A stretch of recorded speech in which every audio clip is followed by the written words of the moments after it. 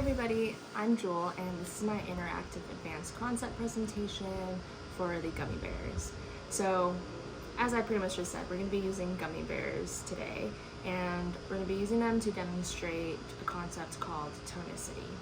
So brief background, tonicity is going to be the ability of some extracellular solution to essentially force the movement of water either into or out of a cell through a process called osmosis. So this process, osmosis, is, as we all probably have heard and learned about, it is a pretty prominent process in biological and chemical processes.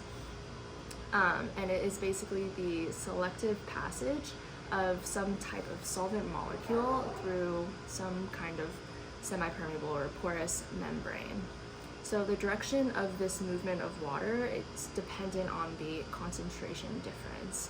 So if, for example, if a cell is going to be placed into a solution that is hypotonic, this would essentially mean that the cell is being placed into a solution that has a lower concentration of the solute or whatever molecule is being dissolved. So on the contrary, it can also be said that if the cell is going to be placed into a solution with a higher concentration of the solute, then that solution would be hypertonic. And then if the solution's hypertonic, then that cell is going to be hypotonic. And this will essentially facilitate the movement of water either in or out, that direction that I was talking about. So this is going to be displayed through the experiment, and I'll talk a little bit more about what exactly is going on as far as tonicity and osmosis and the movement of water. But before that, I'm just going to go into kind of the preparation of this experiment. So I'm going to briefly discuss gummy bears. Like, this was brought up in the lab.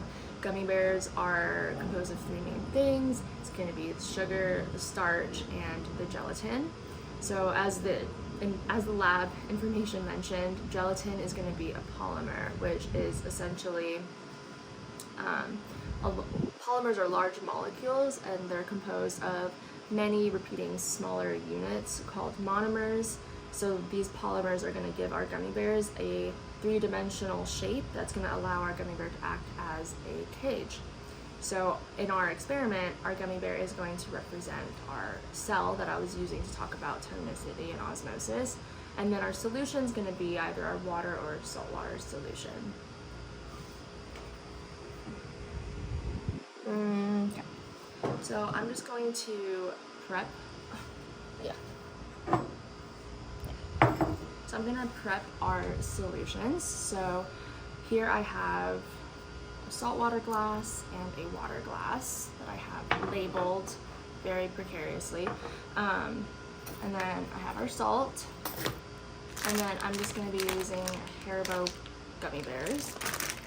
And I've got our water. So to make this more accurate, I'm going to be using a scale just to make measuring things out easier. But I think the most important thing when it comes to creating our saltwater solution is ensuring that our solution is fully saturated. Okay, so I have our water solution, which I measured about 50 mLs in, and that's just going to be normal water. And then we have our salt water, which took a decent amount of salt, but as you can see, there is salt sitting at the bottom. So that would be a sign to me that this solution is fully saturated, because no matter how much I'm stirring it, those particles of salt are not going to dissolve, which means we've got a fully saturated saltwater solution. So now I've chosen 3 gummy bears, as much of the same size as possible, just to rule out any other factors, and they're all going to be the same color. So one of these gummy bears is just going to be a reference gummy bear. This gummy bear I'm going to drop into normal water, and then this gummy bear I'm going to drop into our saltwater solution, and I will see you guys in 6 to 10 hours. Hi guys, so it has been 6 hours later, and I have my water and my saltwater solutions with our gummy bears. And then here is our little control gummy bear. So just right off the bat, some observations would be this gummy bear that's dissolved in the water, it looks like it's almost disintegrating. You know, it looks bigger and it doesn't really look like a gummy bear anymore. And then here we have our saltwater gummy bear, which it actually looks more opaque and solid than it used to, which would be like, for reference, this is a normal gummy bear. I'm gonna go ahead and remove our gummy bears, and I'm just going to grab a Sharpie so that I can make some further observations. So we'll do the saltwater gummy bear first. Fish this guy out. Here he is. I'm gonna go ahead and actually weigh this gummy bear just because, just to compare. So we're gonna do this in grams. Oops. All right. Sticky. 2 grams. I'll just jot this down right here.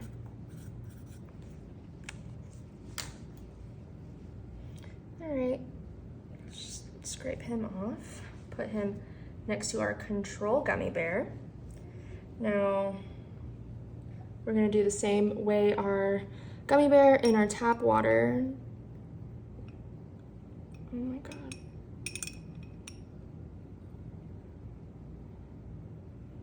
Yeah, he's lost a lot of structure and that rigidity. Oh my God. Okay. Yep, that guy's 3.4. I'm gonna just see if I can transfer this guy right here. All right. Okay, so we have our gummy bear that was soaking in our normal water, our control gummy bear, so just the normal gummy bear, and then our gummy bear that was in our salt water. So as you can tell, there's quite the difference. As far as color, this one seemed to have become more transparent, translucent, and there is more bleed into this water as opposed to this one. It's pretty minimal, I'd say though. And then this gummy bear that was in our salt water is more opaque. You can't really see through it at all. And then here is our reference gummy bear. So this gummy bear is kind of falling somewhere in the middle. As far as size, our tap water gummy bear has obviously grown from its original size, and then for our saltwater gummy bear, it has shrunk a little bit.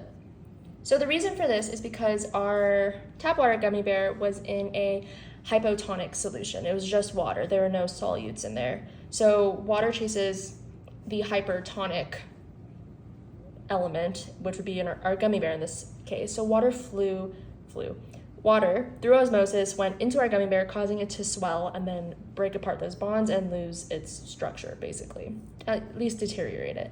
And then for our saltwater gummy bear, I made sure to fully saturate my water with salt, and that allowed for me to put my gummy bear into a hypertonic. My saltwater solution is hypertonic. So that caused the movement of water in an attempt to decrease the imbalances and the differences in concentrations. It caused our gummy bear to shrink as water was pulled out and into our hypertonic solution. So that accounts for those differences. And then this also, numerically, we can see our gummy bear that came out of our salt water was 2 grams, and then our gummy bear that came out of our normal water is 3.4 grams. So what I should have done was really weighed the gummy bears before submerging them, but we can see that there's a difference, and this gummy bear grew with the increase in water. So that wraps up my interactive advanced presentation on gummy bears, and I hope this clearly showed how tonicity, osmosis kind of works out. Thank you for watching.